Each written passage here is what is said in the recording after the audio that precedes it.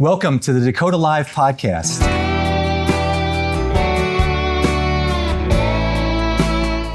I'm your host, Robert Morier. The goal of this podcast is to help you better know the people behind investment decisions.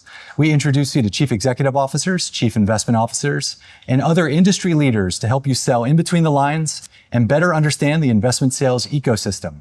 If you're not familiar with Dakota and our Dakota Live content, please check out our website at dakota.com. Before we get started, I need to read a brief disclosure.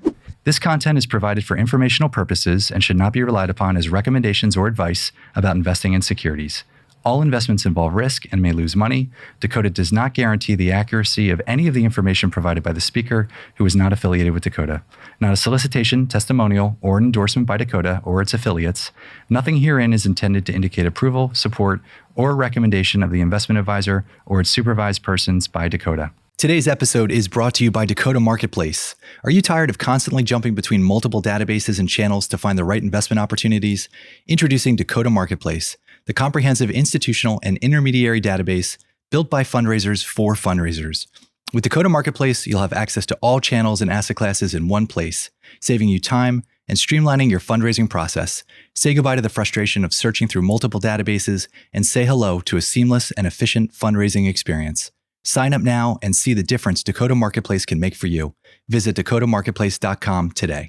Well, this is a very special episode today. We are on site at SEI's offices. If anyone's ever visited these offices before, you know this background very well. Some of you might recognize these cables that are hanging from the ceiling.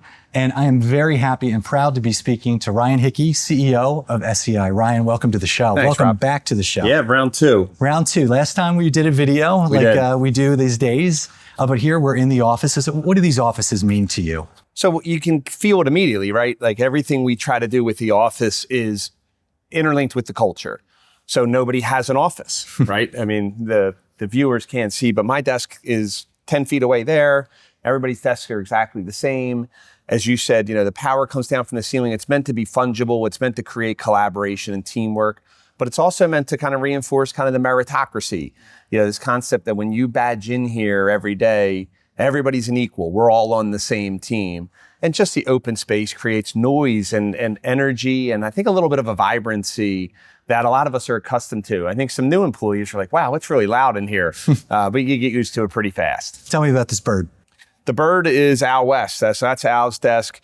I think it's actually a large condor. Mm-hmm. So I don't know if somebody gave him a nickname once and called him the Condor, and then somebody probably then said, oh, Al must love condors, and bought him a huge wooden bird. Al probably hates condors. But yeah, that's Al's desk, so we kept that there, and then the rest of us are all kind of spread around.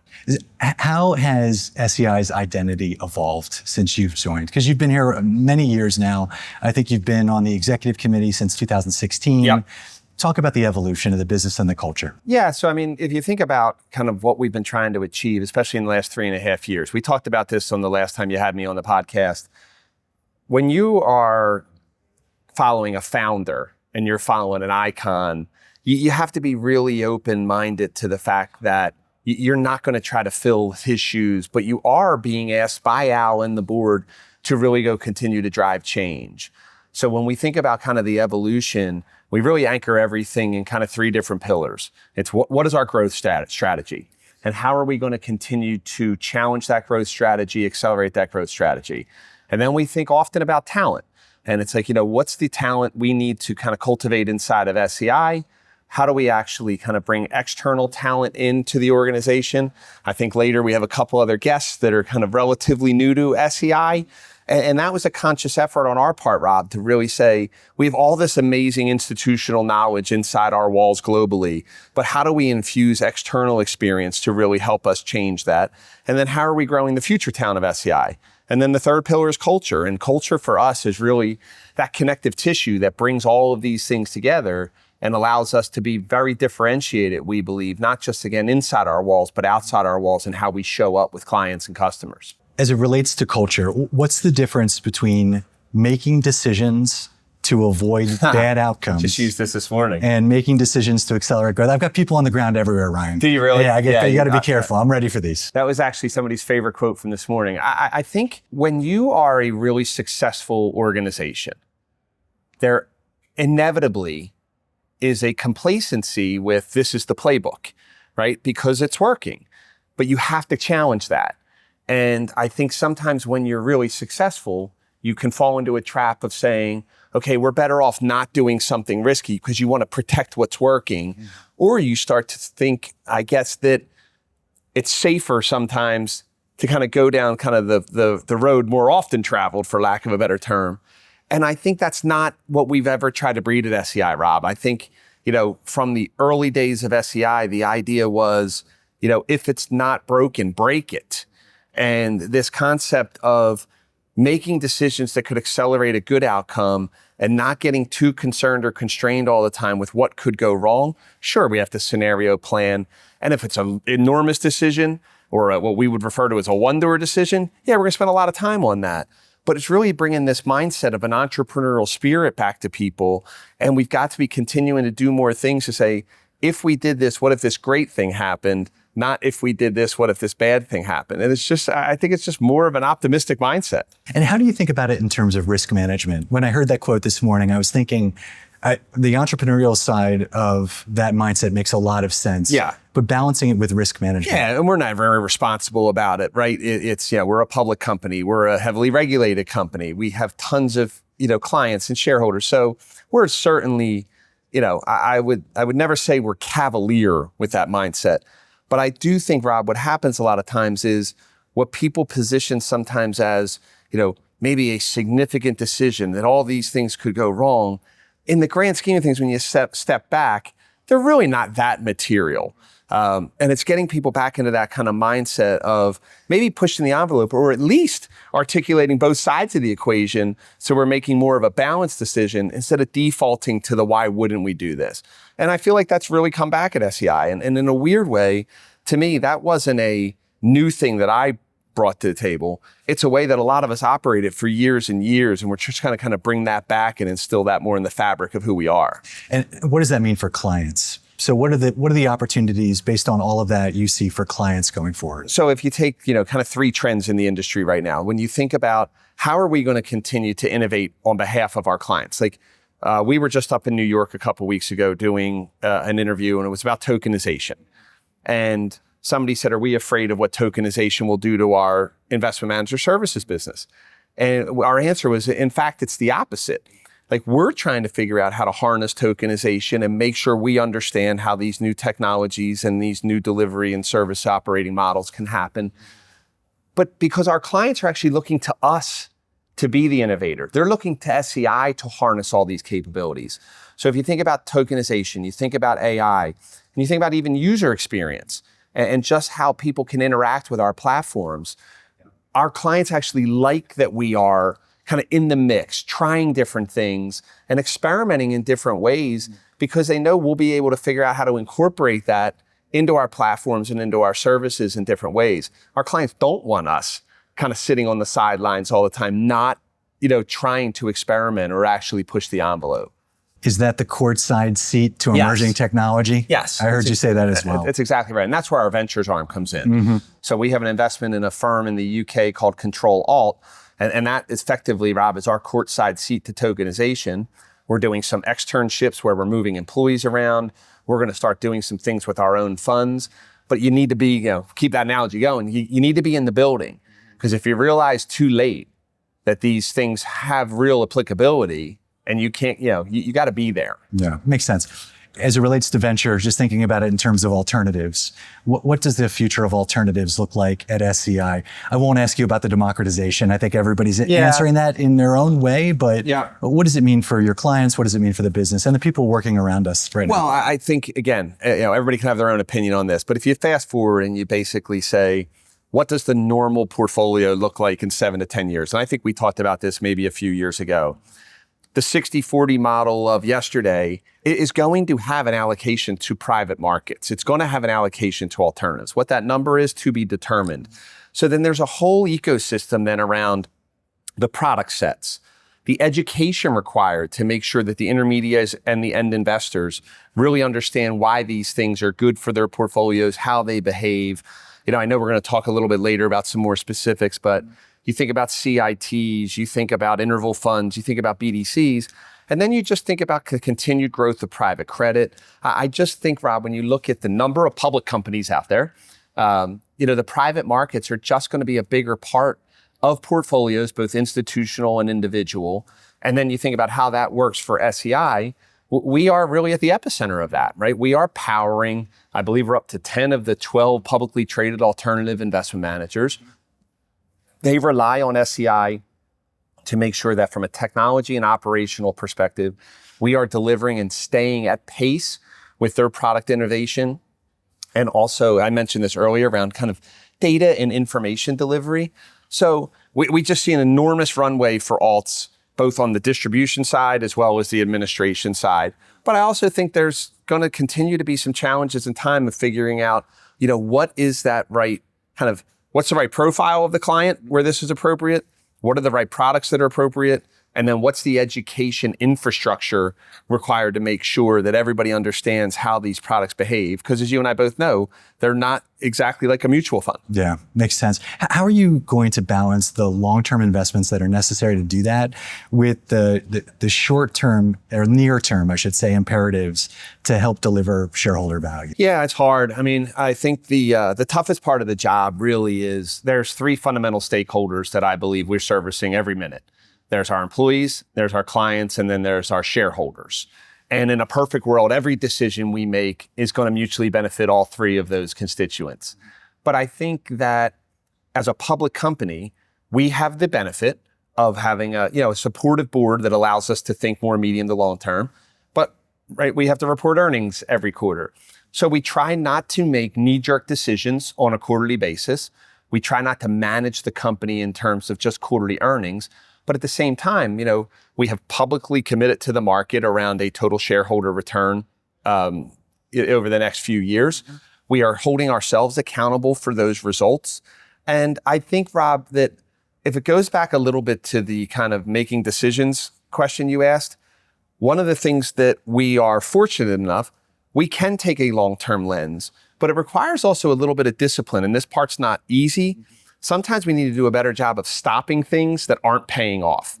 So, we have to be a little bit more surgical in making sure that the ROI that we expect for our investments, whether that's our own R&D, whether that's ventures, whether that's through M&A, are we really looking at the right KPIs and the right metrics to make sure these things are paying off? And if they're not, it's okay. Then we kind of stop what we're doing and then you redivert that capital to something else.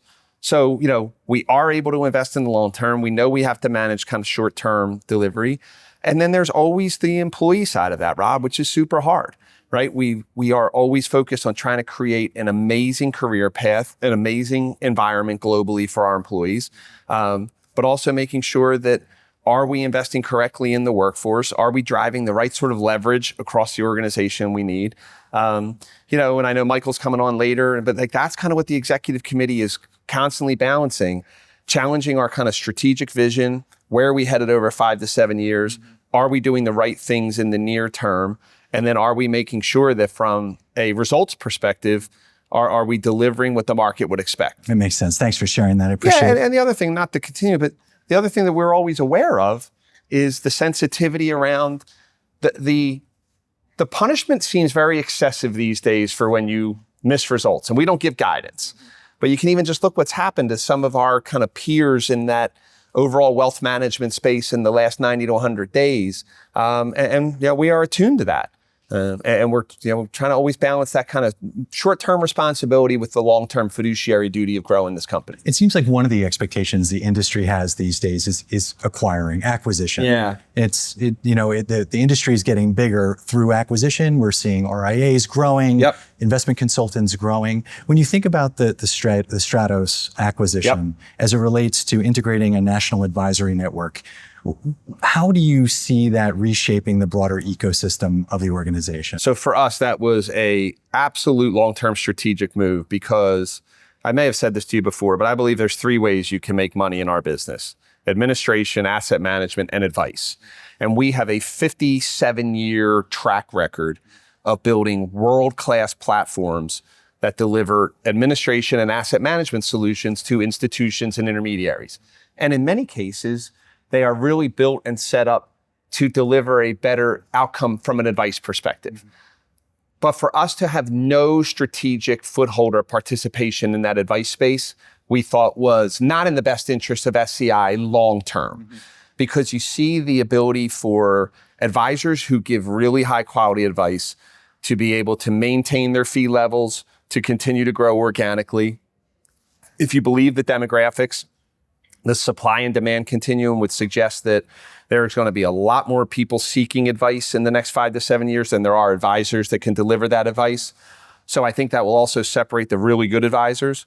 And then if you think about what that could do for our advisor and banking business, for us to have direct access to advisors and end clients, to really see what solutions are resonating, to really see what products are actually getting momentum, and to bring that back into our solution lifecycle management, it just made a ton of sense for us, especially when you think about what SEI wants to look like in 5 to 7 years.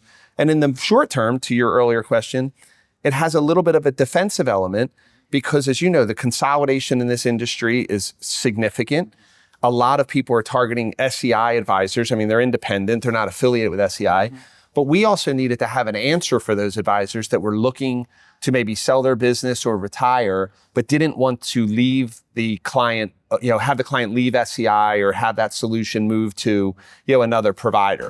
So Stratos is also, an opportunity for a lot of our existing advisors who are looking to maybe exit the business, where they know that business can stay at SEI and they know what they've sold their client and delivered their client for many years will be maintained. Dakota's Google Chrome extension lets you access all of the high-quality LP, GP, account and contact information, as well as private company, public company, and more. All of that data that you've grown to know and love within Dakota Marketplace right from your Google Chrome browser. This way, as you're browsing, researching, prospecting, or looking for the newest deal target, you have all of the high-quality and curated data that you need to do your job right there in the same window. You can learn more today on our website at dakota.com.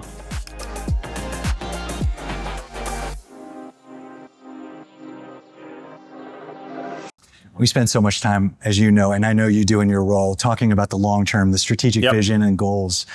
What does today look like? What did today look like for you? When you think about how your day started, what the priorities were when you opened your inbox, what was the first thing that you did other than, I know, be on a stage somewhere else this morning? Yeah, and I'm not usually out, I'm not usually on the kind of the speaking circuit. So this is the time of year where we're kind of finalizing 2025 results, meaning from a compensation perspective, and we're really nailing down 2026. So, my calendar the next few days is just a litany of different engagements and different meetings to make sure that are the decisions we're making in the very, very short term aligned with what we want to do for 2026 and beyond. They're not all easy ones. They're not all fun ones. And then I spent a lot of time just one-on-one interacting with people. So I have 2 other meetings today with 2 of our leaders just to catch up on what's going on in the market, what's going on with some of our clients. And I actually had dinner with a long-term employee tonight to get their view on current culture, what that individual wants to do with her career moving forward. And I get a lot of insight in those dinners and those meetings because I care what people have to say. And I have realized over the last few years, Rob, that it's naive of me to think that I always have a great pulse on how everybody's feeling around SEI, because people sometimes tell me the good things and I need to also hear the bad. What do you do with the bad information? I pretend I didn't hear it. I'm only kidding. Good strategy. That's how you got to the top. Yeah, I'll tell you what I don't do. I don't get defensive about it. Because somebody feels the way they feel for a reason, and that may not be what we intended for them to feel. But if that's how they feel, you have to respect it. So I usually don't react. I usually then kind of reflect on it. I'll usually probe and go try to pressure test that in other areas and say, is that representative of the individual, or is that maybe a little bit more viral? And if so, we need to kind of react a little bit more quickly. And then sometimes it's just letting somebody kind of, not necessarily vent, it's just let them have a little bit more of a cathartic moment where they feel that it's safe to basically kind of unload. And by the way, people are just as open around the things that they love and things we're doing well. But it all interwoven with what you were asking earlier, that there also is, I think, a genuine respect that that people understand that all the decisions we're making may not be popular, but I think at least everybody understands why we're doing it. And we need to do a much better job constantly of communicating not just the what, but the why. I appreciate that. Ryan, thank you so much. Thanks for sitting down with me one-on-one. We're going to bring two of your colleagues on here in a few minutes. I wish you nothing but success going forward. Thanks, it's great Rob. to see you in this seat. You too, man. Thank you for being here. Yeah. Ryan, you've got two colleagues to your left. I'm very excited to introduce Micheal Lane, Head of Asset Management, and Sean Lawlor, Head of Strategic Growth Initiatives here at SEI. Thank you both for joining us in the conversation. It means a lot to us. It means a lot to our audience. And Ryan, what does it mean to you to be sitting next to your colleagues talking about strategic growth initiatives? Oh, I mean, it's just pure, utter joy, Rob, to spend time. No, it's great because I think it's really important for people to hear perspectives beyond me and to hear kind of, in some cases, sometimes diverse views around what's going on in the market. But what's most important is, Micheal, Sean, and I, like, we're all in the market every day, but we're in different kind of communities in terms of different client segments and different business in different industries. So I think it's going to be really valuable actually for the viewers just to hear kind of the breadth of perspectives. Micheal, I left off with Ryan when we were talking one-on-one about the venture arm of the business, the acquisition of Stratos. How does that influence the way that you and the asset management team think about product design, model portfolios, the next evolution of UMH? Great question. One of the founding principles for why we acquired Stratos was we wanted to get closer to the financial advisor and in effect get closer to the end investor. And by making that acquisition and partnering with Stratos, we will now have insights into the technology stacks that they use, the products they use, how they use them, how they trade them, that we just wouldn't have had otherwise if we didn't have that relationship that we're going to have with Stratos. What that will result in is our ability to continue to increase the technology that we make available to financial advisors in order to improve the technologies. It'll give us the ability to improve product design because we will be able to sit down with them and figure out together what products would add value to the client and then how operationally would those products be integrated. And when you think operationally, why is that important? Because at the end of the day for the advisor, what is critical is any product we develop has got to be easy to use. And so when you think about the portfolio of the future, I heard Ryan speak earlier, the portfolio of the future, where things are moving. When you think about the inclusion of alternative investments, direct indexing, any kind of SMA, that is going to be an increasingly important feature, is to make it easy to integrate into the portfolio for the advisor, so that integration of Stratos and SEI together, being able to see that firsthand, is going to be critical for all product development in the future. Sean, both Micheal and Ryan have talked about the introduction and the continued use of alternatives in the portfolios. When alts, as they become more accessible to advisors and retail clients, what does that mean in terms of changes with middle and back office support for that transition? You started your career in operations, as we were talking about many years ago, as well as on a lifeguard stand many years ago. So tell us a little bit about what that integration looks like from an operational perspective. Yeah, I mean, as Ryan pointed out earlier, and he loves when we say retailization and democratization of alternative assets. That's like his favorite thing to say. I can imagine. As alts do go mainstream and reach the retail investors, I think the back and middle offices of these asset managers is going to need a pretty significant upgrade. If you think about the history of alternative investments as a whole, they were really geared towards large institutional investors. They were geared towards family offices. They were geared towards the ultra high net worth. So having kind of a stagnant data process, having quarterly NAVs, having manual processes, having low investor communication wasn't as much of an issue. The middle and back office for asset managers is going to need to undertake a technology and operational overhaul. They'll need to automate digital onboarding. They'll need to automate the subscription and redemptions process. And they'll need to facilitate AML and KYC on a daily and nightly basis so that they don't wind up with a huge stack of paperwork every time they bring on a new fund. And Rob, I think just adding on to Sean's, I think we got to be careful too that it's not as if every investment manager is going student body left or student body right and it's all retail. They still have a pretty significant institutional base to serve. They're still going to be coming up with new creative products for that client base as well. So Sean's absolutely right when he talks about the need for a technology and operations overhaul and infrastructure. It's going to need to be adapted for certain retail distribution, but they're still going to continue to grow their current and existing client base in that institutional space. It makes sense. You mentioned student body, which was my next question. All of this requires a lot of education. So you've got the parts to be able to build it and drive it, but you got to teach somebody how to do it. So when you think about education, what does education mean for SEI as it relates to these strategic initiatives? So if you think about education and you say, okay, well, who are the audiences that need to be educated, right? The investment managers themselves, and Micheal and Sean can speak in much more detail on this. The investment managers themselves who maybe have not had exposure to the retail market need to understand how that market operates, and it's different than the institutional space.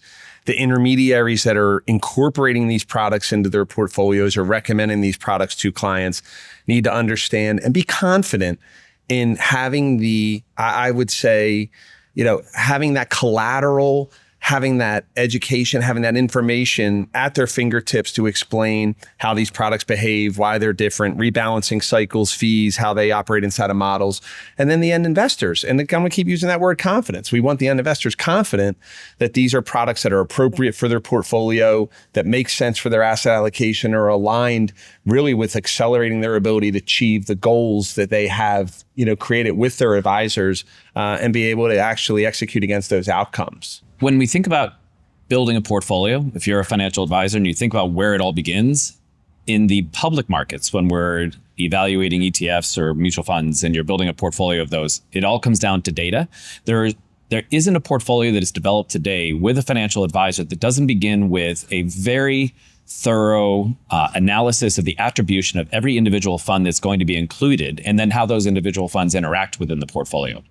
One of the most important developments that will be occurring, and I think that we'll be the leader in that because of our investment management services business, is we have full access to all of the data that is critical for people to understand when it comes to private markets and how to incorporate products and how to incorporate with the data, with the exposures that you're actually being subjected to with the different products that you may choose to use in the portfolio.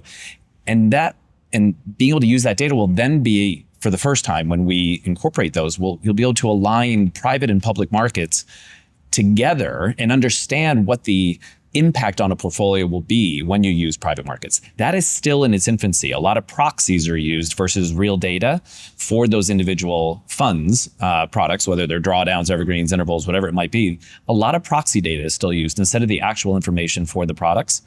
I think over time that will change, that will disrupt the way that portfolios are built. And we won't have this 60-40, 50-30-20 discussion. It'll be 60-40. It'll just be a component. The 60 will be private and public, and the 40 will be private and public. Right. It won't be alternative. It won't be 50-30-20, like there's some difference of the 20. At the end of the day, you likely are getting a different liquidity profile, but the exposure isn't going to be dramatically different. Yeah, I mean, to Michael's point, it might be better. The asset managers and advisors and RIAs and broker dealers that I've seen be most successful in introducing alternative investments into their profile have been those that put the greater emphasis on education. And it's like the telephone game. You're educating the advisor first, then the advisor is educating the investor. And that's where I've seen the adoption be most successful. Sean, when I think about strategic growth initiatives, there's always this fundamental question for clients: needs versus wants. What do clients need versus what they want? So when you think about, both for Sean and Micheal, the pull from advisors and institutions in terms of what they need today, what are they looking for that SEI is trying to deliver, but what do they also want? What are you trying to deliver for them that they may be asking you for as it relates to various deliverables? Yeah, I mean, I actually think that they do need an exposure to private investments. It's a lot like insurance. I started my career in the insurance game. Mm-hmm. It's a push, not a pull.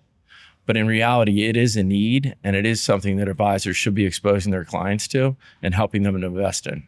I think we're in a evolution of what the needs versus wants are. And we started with incorporating sleeves for tax management.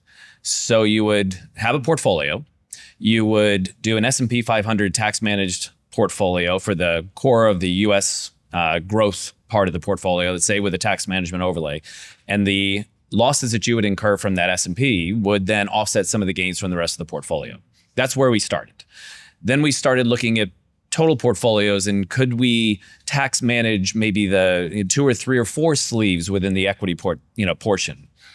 In the future, where we're going and where we believe that the market will go along with us is not looking at a sleeve, not looking at an individual portfolio that may be one component of a much larger portfolio of a client, but looking at the entirety of the portfolio. When you think about UMH, UMH is I'd say an evolution because of technology capabilities and data availability. It started with direct indexing for a sleeve, moved to tax overlay for a portfolio. Now it's going to the household. And that is not necessarily what a lot of advisors are raising their hands saying they desperately need today.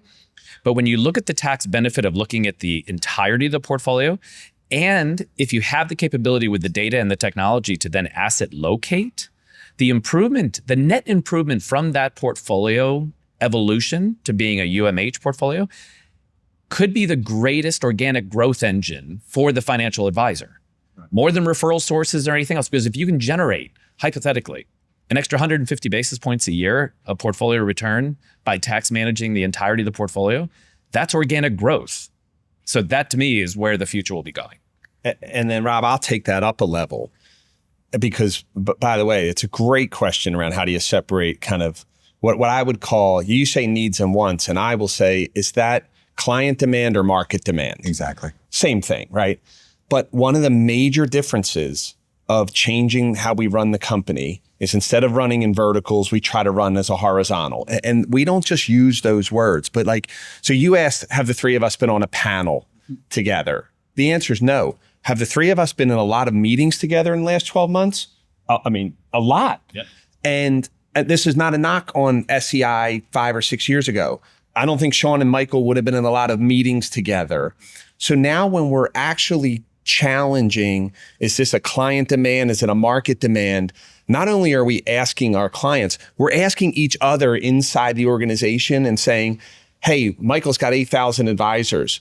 Sanjay has 125 banks. Sean's got 100 investment managers. Are we seeing the same kind of demand? What are we hearing? And that gives me more confidence when we're making decisions that it is something that is really validated and that there's not just going to be take up from our client base, that this is a market need. You've used the word confidence a lot in today's conversation, which makes a lot of sense.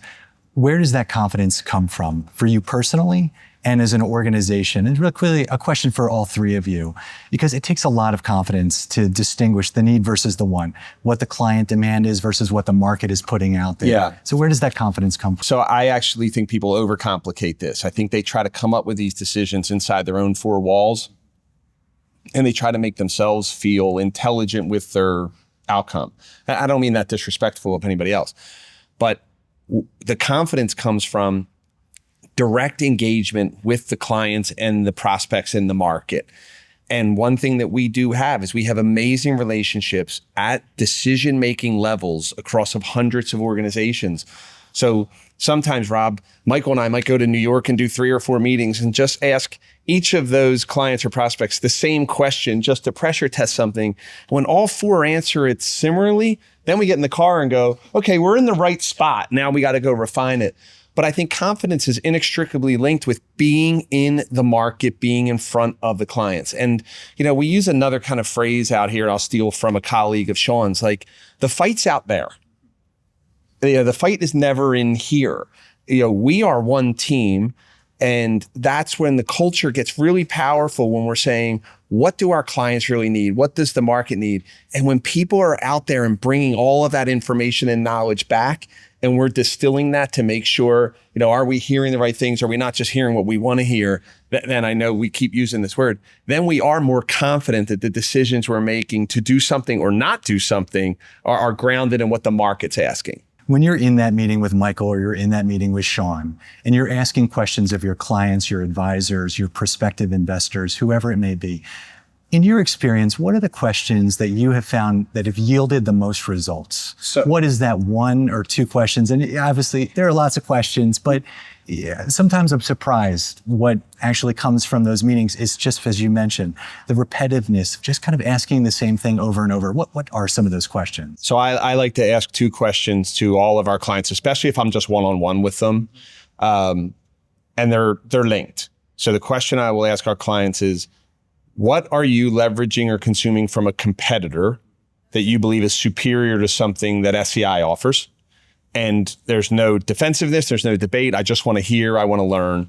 And then a adjunct to that question is, if there was another service or capability that we could provide to accelerate growth inside your organization, what would you like to see us do? And in a little bit of the wisdom of the crowds there, Rob, you ask that to enough people, if a lot of them start answering with the same answer, you're probably in a good spot if you start to focus on that. They're my two. My two, and it's interesting what the answers you get. My first is always, what are the three biggest pain points? We all have dozens of them, but what are your three biggest pain points? I asked that of a CEO of a $500 billion RIA recently. And his answer was like a real estate question, location. His was organic growth. Hence the last comment around UMH and the organic growth that can come from being a better tax manager of your client portfolios. That is organic growth. So that is one, and you get various answers to that, but it's telling because you have to narrow it to three. And that's difficult for a lot of CEOs to do because we all have a lot of pain points.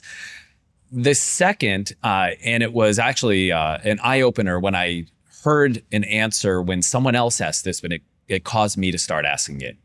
Who are your most strategic partners and why? And that opens the window of conversation because they don't always know everything an SEI can deliver. And so when you ask that question and they start to tell you who their most strategic partners are and why they're strategic partners, and you realize that you actually have that plus available, you have very different dialogues. And an example of that was a meeting we had 7 months ago, with a very large $150 billion firm in the advice space.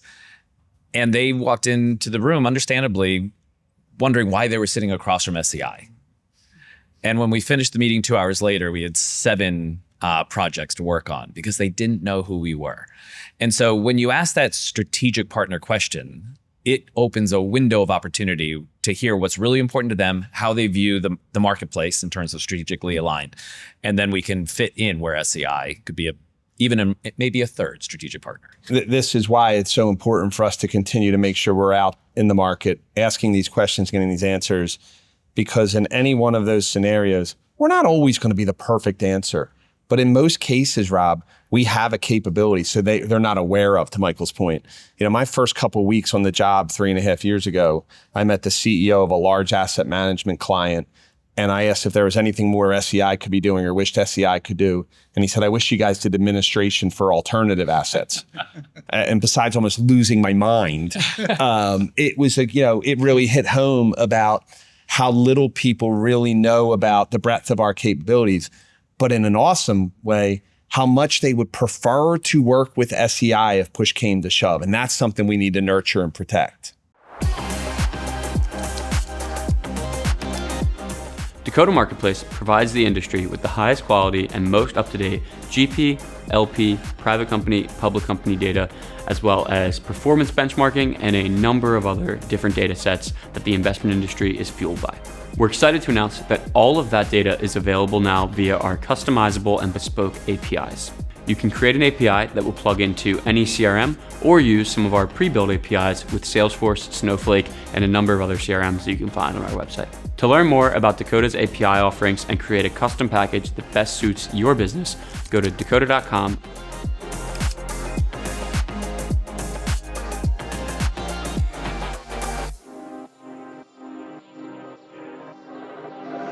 Sean, a question that when you are speaking to asset managers or any of your clients, what are you hearing today as it relates to what they need most from an operational perspective? So the support that's there that you have that you're offering that they're looking for. Greater data transparency.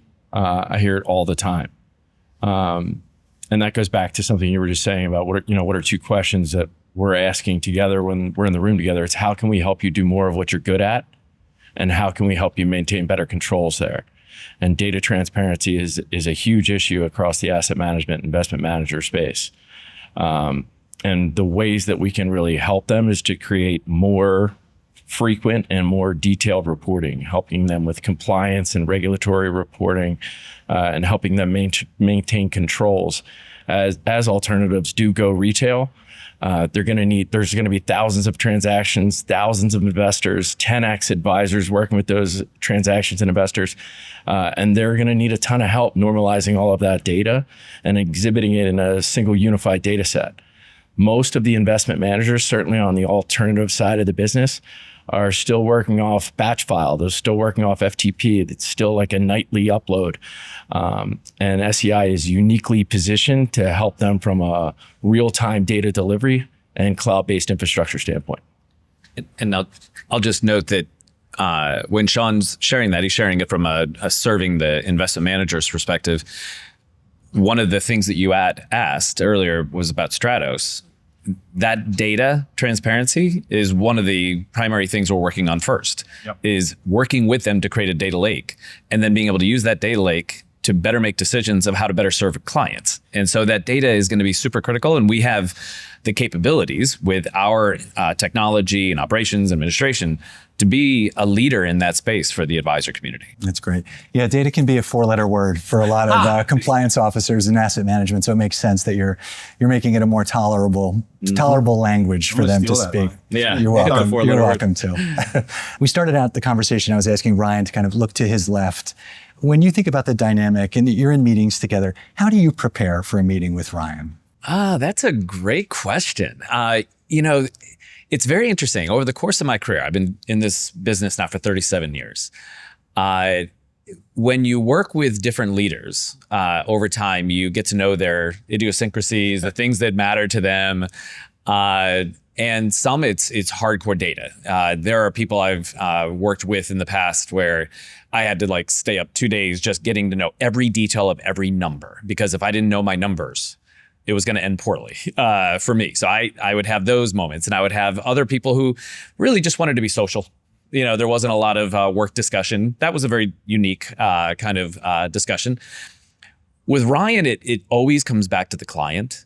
And what are we doing? What progress are we making? How are we making it easy for the client? So it isn't about knowing every single detail to the 10th decimal place that we're working on.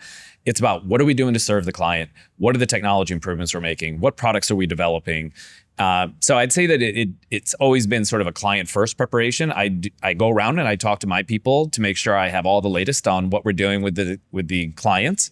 And that way I know that I'm properly prepared to have my conversation with Ryan. I think it's fun to ask the same question of you as CEO. How do you prepare for meetings with Micheal and Sean when they're coming into your office, potentially having yielded some of that information from those questions that are very important to them? Yeah, so I put a lot of trust in the leaders that we have across SEI. And maybe that's because the way that we were raised, for lack of a better term here, Rob. To Michael's point, when I would come up here 10 years ago to meet with Al West, it wasn't about numbers. It was about where are we headed? What are we seeing? What do we need to do strategically? So the way I kind of prepare for these meetings, or the way I go into those meetings, is I genuinely want to hear from the leader around what he or she is seeing in the market. Michael's dead on. I'm very interested in what the clients are seeing, what the prospects are saying. And then hopefully one of the things I try to make sure is obvious in these meetings is, what do I need to do? What do these guys and what do these other women need from me? Are there obstacles in the way? Are there roadblocks? How are our teams feeling? So I think our meetings tend to be more informal. I mean, we'll go through certain things, but it's really about what's going on, how are you doing, how's the team doing, and what do we need to do as an organization to capitalize? And then also I try to be very direct and open and challenging to say, hey, we talked about some of these things in the past. They don't seem to be paying off. What's the reason why? Or we talked about these things in the past. They seem to be getting a lot of momentum. Do they have the oxygen they need to really go thrive? So 99% of the time we do those meetings right there at that table. And ideally that person is walking away feeling heard and supported. And then I walk away, educated that I really do understand what's going on in each of these businesses. What was the sales pitch to Micheal and Sean when you recruited them to join SEI? I think a little about what I just said. The sales pitch was, you're not going to get micromanaged here. You have numbers you have to hit. We're a public company. It's not always going to be fun. But this wasn't a case where we had the exact recipe and we asked somebody to come in and bake the cake. This was a little bit of, hey, we've got ideas. We've got a whiteboard. This is a little bit of wet cement. Why don't you come in here and help us kind of mold something great? Micheal, after that process, what what were the expectations like versus the reality? So the recruitment process is always a lot of fun. Yeah. And so were those first 6 months. You're both past 6 months now, so you kind of know how the place operates, Ryan's idiosyncrasies, whatever they may be. So what has it been like for you since you've started, and what's landed, what's still drying, what's still open space on the whiteboard? I think the first thing you have to do when you started a new firm is you have to understand the culture and the people. The clients are going to be critical, and that is the fast second. But the first is you have to understand who you're working with, and what has been the historical perspective and approach to things. One of the first things I did was I hired a chief of staff from a senior leader that had been with the firm for nearly 29 years. So a lot of people will hire chief of staffs of very young people earlier in their careers as like a chance to learn, and then 2 years they get promoted. Understanding that the SEI culture and that we have such tenure here, we have people that have been at SEI for so long. I needed to be very careful coming in, particularly because of the firms I had worked at the past, where people would maybe have a perception of who I was going to be. So I think that was the first step that was very important, is know the people and associate myself really quickly with a right-hand person that knows SEI inside and out. So that helped me overcome a lot of the missteps I think people make earlier in their career, where they don't understand the culture and they make decisions and they move quickly that don't always serve them well. Antibodies come out quickly in those environments. Friend of mine, Sam Gilliland, used to always use that term. And so I'd say that has helped create consistency between what I was told and the experience I've had. So what Ryan promised me was everything he just said. We have poured the cement, but it hasn't hardened. If you want to reshape it, you want to re-pour it, we're open to that.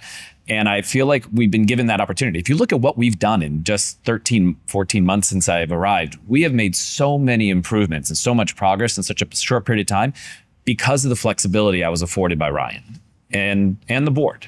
And so I feel like I agree. There's been no exception to the rule that I could talk about. Yeah, and Rob, I'm not telling this story to embarrass Sean. It's meant to be I think an exhibit of what we're trying to build here. I love what Dakota does. I love how you ask business questions, but also cultural questions, and try to get into how we operate. But we did a dinner this summer to celebrate the leaders in Sean's unit. And it's a great dinner every year. It's not a big booze fest. It's fun. People bring their partners and we have a good time. And the next day I was going for a run and I called Sean and he answered and he said, "What's up?" And I said, "I just want to call. Are you all right?" And he said, "What do you mean? Am I all right?" "I'm fine." And I said, "You weren't smiling that much at dinner last night."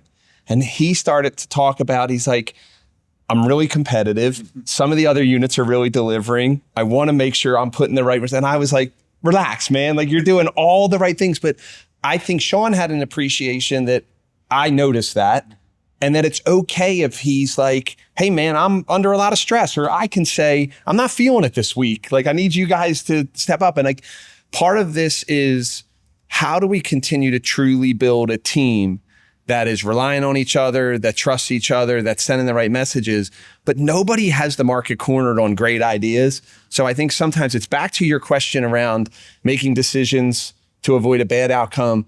We're not out here trying to celebrate failure, but we want people to take some chances and take some risks. Like what Micheal and Sean have been asked to do the last 12 months is take existing businesses, and I hate the word transformation, but that's what we're asking them to do, is transform these businesses, and they're not going to get it all right. Yeah, I mean, I don't want to speak for Ryan, but I think that was one of the reasons why he wanted to recruit me to come over here, is because I had succeeded and failed at multiple different businesses, both at eMoney Advisor and then at InvestNet. I had started businesses and seen them either grow or not grow as fast as we had thought that they would. But he was very clear on, go ahead and break things, be aggressive, and start new things. Bring me anything new that you think will be successful or transformational. Sorry for saying transformational. But he made that abundantly clear to me during the recruiting process, and keeps bringing it up monthly to me. If there's something that we're not doing that you think we should be doing, bring it to me. I want to see you try. That's great. I want to thank you all so much for taking time to be here with us, being here with Dakota and our listeners, opening up your offices to us, your dynamic, which I think is so interesting. I have one more question for each of you. What's your New Year's resolution? So it can be professional. You don't have to tell me if you're going to stop biting your nails or or whatever, but whatever, personal or professional. This episode will be the first to launch in the new year, 2026. Yep. So when you think about what's the resolution for you or SEI? Okay, so I don't have mine yet. I do mine between Christmas and New Year's.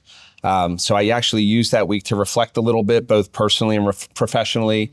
My 2025 resolution was to be less judgmental. And it's something I've worked really, really hard at, Rob, both as a father, as a friend in this job. It's to just give people a little more space, give people a little more grace, and just stop being so judgmental. Because I think a lot of people are just battling a lot of things behind the scenes or internally. And I'm just trying to be a little more compassionate. I always will have some health related fitness goal. I will have a professional goal, and I will always have something that I'm trying to be a better husband and father.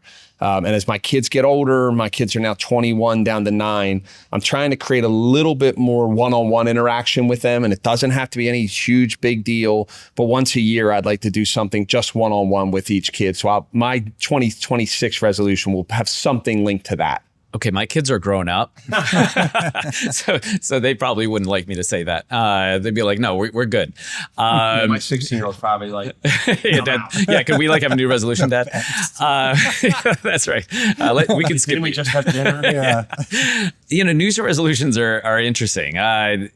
Honestly, if I haven't made mine yet, like Ryan, but if I were to make one sitting here right now, one of the things that is important in your first year is to give 190% to work. You are establishing yourself with the business. You're establishing yourself with the people. You want to get momentum built in areas where there may not be enough momentum. And you sacrifice yourself. You sacrifice time with your family and your own personal health. It's anybody who's watching this who is early in a career. It's what you do. Yep. So I'd say, not to sound selfish, but I would like to find a little more balance in 2026. I think Ryan would agree with me. I think I probably have traveled more. I'd like you to find more balance. Yes, I think I've traveled more than probably anyone in SEI combined. You won. Yeah, I think I won that. But it was important to get out and see clients and to understand how they feel about us. So that would be it. Balance. I went from playing tennis 3 to 4 days a week to probably playing once every 2 to 3 weeks. And so need to do a little more of that. Yeah. Thank you for sharing that. I don't know if it's a New Year's resolution, but I'd like to find a way to kind of communicate where I'm at when I'm not around my children. My children are a little younger than Micheal, so they're 13, 10, and 8. And I don't know that they really grasp what we're doing here, but I'd like to figure out a way to communicate to them the value of what we're doing here at SEI and in financial services in general, just creating better outcomes for families. I have family members in their 30s and 40s who still don't grasp what I do from a financial services perspective. It's not until sometimes something like this where you're sitting in front of a camera. Yeah, I loved it. It just kind of popped in my head while you were talking. With colleagues. I think in my experience, I love these types of interviews because the one-on-one is great. And you know your business better than anybody, as you should, as CEO. But there's something unique that when you get to sit with each other and kind of bounce ideas off each other or thoughts. I think, Rob, what's really cool about what you guys do, and I think one of the things that is, when you do these types of panels, if I was watching, not the SEI version, if I was watching you interview 3 leaders, and when you ask the more personal questions and their cultural questions, I will be able to discern pretty quickly whether those answers are authentic or not, right? Do these people really like each other? Do they respect each other? And that's something that we pride ourselves on here. I mean, Michael and I were on the phone last night at 7:30 talking about a business issue, but we never got to the business issue because we started talking about Thanksgivings and how was your Thanksgiving? How was my Thanksgiving? So we didn't get to it till about 7:50. Yeah, I was going to say about 8. What about you? What's your New Year's resolution? I'm not used to being think asked you're many always get to ask all the questions. It doesn't work that way, Rob. You're in our house now. It doesn't work that way. My New Year's resolution, it goes back to my kids as well. How old are they now? They're 8 and 5. Oh, wow. So they're young. I'm an older dad, but I tend to move really fast. So I can set this up. We did this in 90 minutes. I've got a great team that can do that. And I have a tendency not to slow down. Yeah. And I'll burn right through whatever that day looks like. And I have 2 daughters. So they love to ask me questions, and they love to ask me how I'm feeling and how am I doing and what am I thinking. And I usually run through those answers. So I think in 2026, it's going to be to slow down a little bit. And it's a great way to finish this, because I think everybody just gave some insight into kind of what's their personal value system, what's driving all of us. Like, the biggest advantage to 5 kids and having a 21-year-old down to a 9-year-old is people could have told me the cliche 1,000 times around how fast it goes, but I watched how fast it went with my older 3. So I am literally, cherishing every moment with my 11-year-old and my 9-year-old. Not that I miss things with Jackson, Emma, and Connor as much. I was traveling a ton, but I am just so much more aware. And to your point around moving fast, one of my 2024 New Year's resolutions was not to multitask when I'm with my kids. So if they want to do something, I'm not on my phone. And I'll say, hey, I can do this for 30 minutes. And then I got to go make a phone call for work. And I think they really appreciate that and respect that. And it's been great for me and a great habit to learn. But it goes fast, man. It does go fast, as did this conversation. This is when I always wish these conversations were longer than an hour. Thank you for your time. I know you're all very busy. We're in the holiday season. Congratulations on all your success. Congratulations on being with SEI. I hope it does slow down a little bit for you in 2026. And it was great to speak with you, Sean. Sean and I had a connection in the very beginning that I'll definitely take with me. Thank you, Ryan. Thank you all. Don't say goodbye.